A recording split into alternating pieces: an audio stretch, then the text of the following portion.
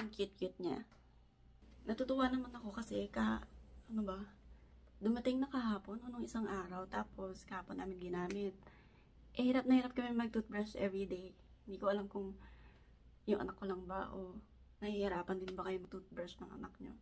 2 years old na siya.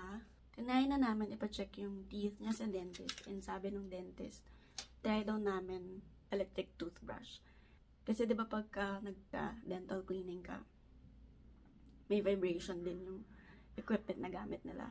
So, itry yung electric toothbrush para masanay.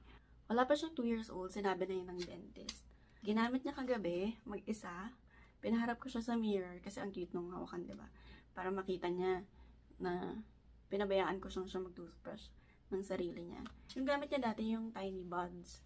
Yun yung ginagamit niya ever since. Pero, eto, tatry ko naman to ngayon. Yan.